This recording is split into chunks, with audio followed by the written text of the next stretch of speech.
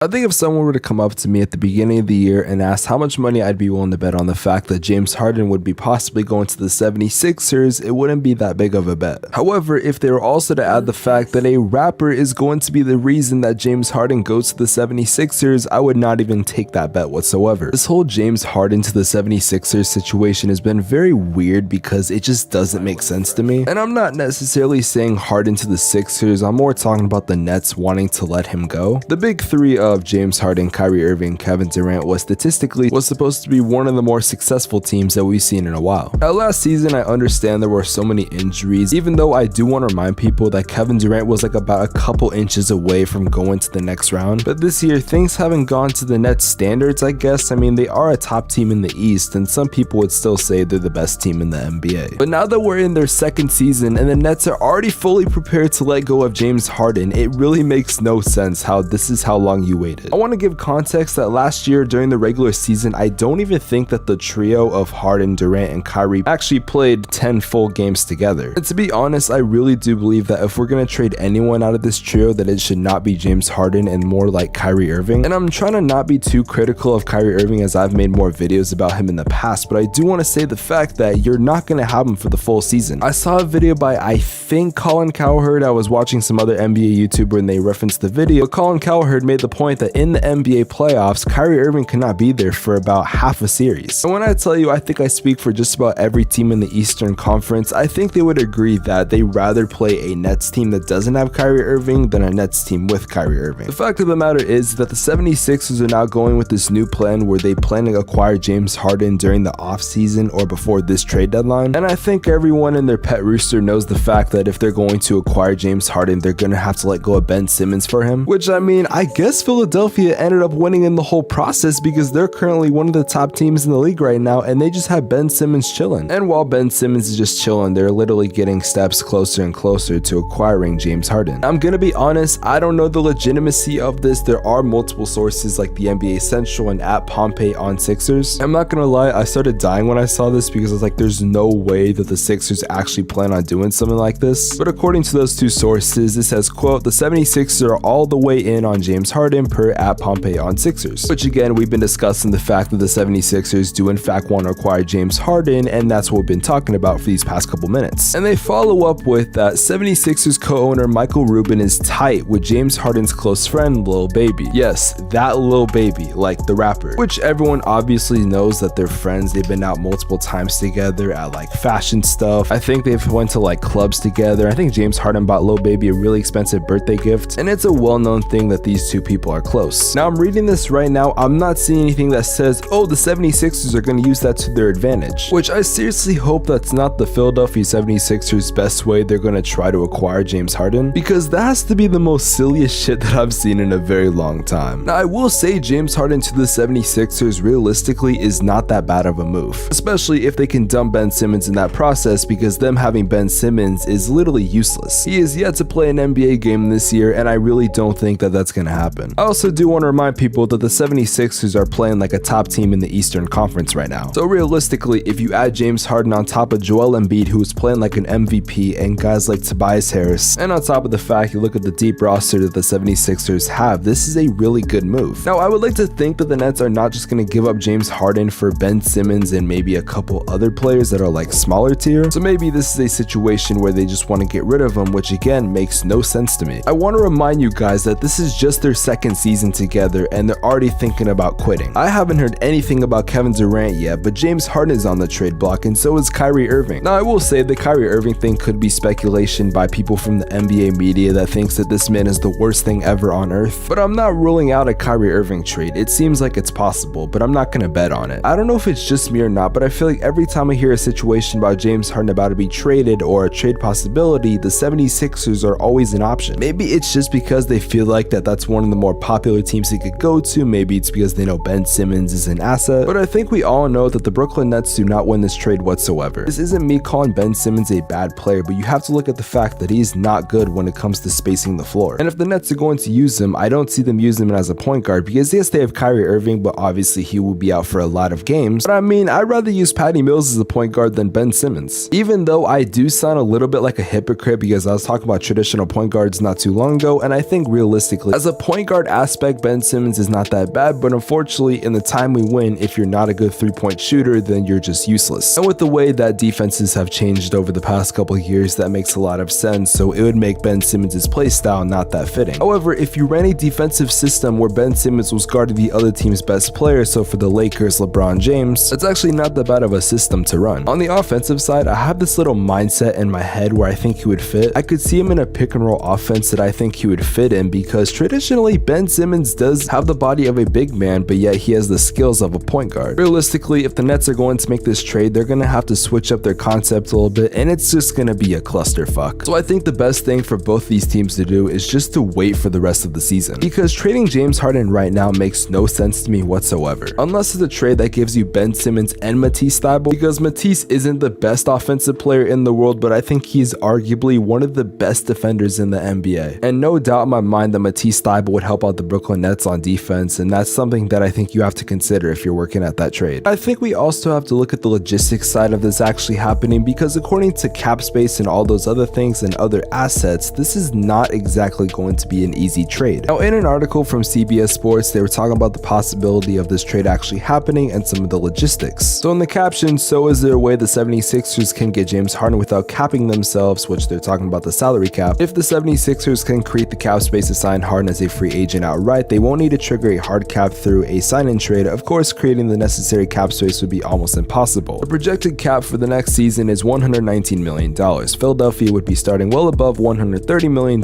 in guaranteed salary, and therefore would need to lop off more than $60 million. It would follow up with the Thunder have the capacity to create almost $34 million in cap space right now. That's enough to absorb Tobias Harris. I don't see the Thunder doing this. I don't think they really want Tobias Harris necessarily. And this isn't me taking a shot at Tobias Harris, I'm saying because it seems like that they're trying to go younger. They have a very young team. So getting Tobias Harris really doesn't seem like something that the Thunder would be interested in doing. According to everything I keep reading, they keep bringing up sign and trade, and that's going to be the only way that the 76ers can get him. So yes, this could happen next season, but it's not going to happen during this trade deadline that's coming up. I think this is a little bit ridiculous of a trade, and I really don't see this happening. Now, would it be kind of cool? Yes, no doubt, and I think this would transcend the 76ers as automatically a top 3 lock in the Eastern Conference in the eye of most people. So when we look at the fact that the 76ers would have to somehow get rid of $60 million, it just doesn't seem that likely. I will say that if the 76ers do make a selling point that is a little baby, that would be kind of funny to me. In the comment section below, I want you guys to tell me what you think about this trade and if this would be a good trade or not. For the Nets, there's no reason why they should be doing this, and I do plan on making a video talking about why that stuff like this makes no sense to me, as if the Nets aren't only 2 seasons into their project. And we still have to consider the fact that the Brooklyn Nets are still somewhat favorites to win the NBA Finals this year. With that being said, if you guys did enjoy the video, make sure you guys leave a like on this and subscribe to the channel if you are new and notifications on. I'll see you guys in the next video. Have an amazing day. Take care. Peace.